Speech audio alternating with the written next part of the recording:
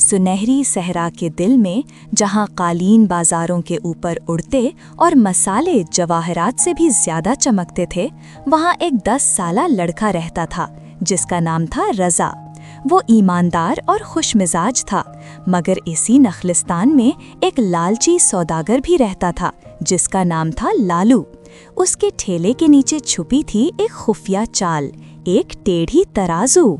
हर रोज मुसाफिर अपने ऊँटों पर खजूर, शहद और रेशम लेकर आते, लेकिन जब वो लालू के ठेले पर तोलते, ओह, उसकी टेढ़ी तराजू उनका हिस्सा कम कर देती, जबकि लालू का सोने का संदूक दिन ब दिन मोटा होता जाता।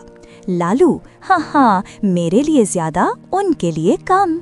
एक दिन रोशन सुबह में नन्हे रज़ा ने अपना ठेला लगाया।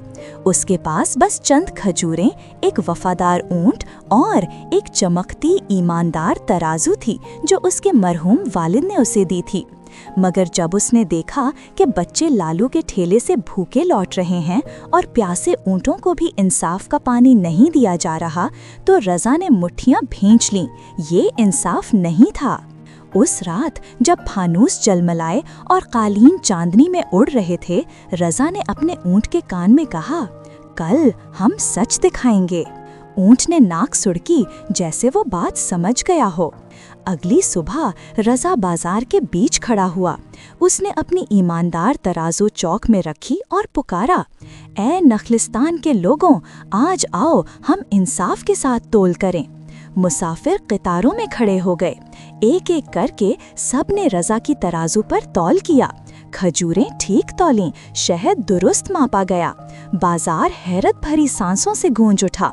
रज़ा की तराजू बिल्कुल पाकीज़ा और आदिल थी। लालू का चेहरा अनार से भी ज्यादा लाल हो गया। वो गर्राया, नहीं, मेरी तराजू बिल्कुल दुरुस्त है, यही झूठा है।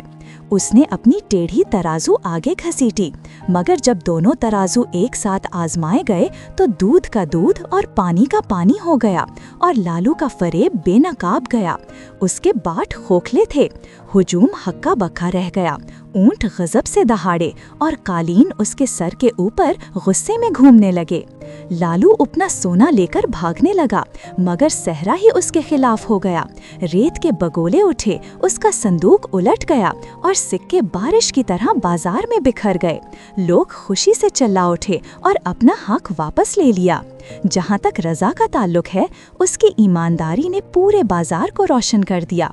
ताजिर उसे दुआएं देने लगे, बच्चे उससे लिपट गए और बाजार का अजीम फानूस उस रात पहले से ज्यादा चमकने लगा।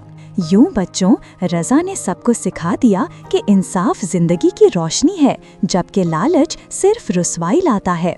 पाक पैगंबर सल्लल्लाहु अलैहि वसल्लम ने फरमाया, अदल करो, क्योंकि अदल तुम्हें तकवा के करीब कर देता है।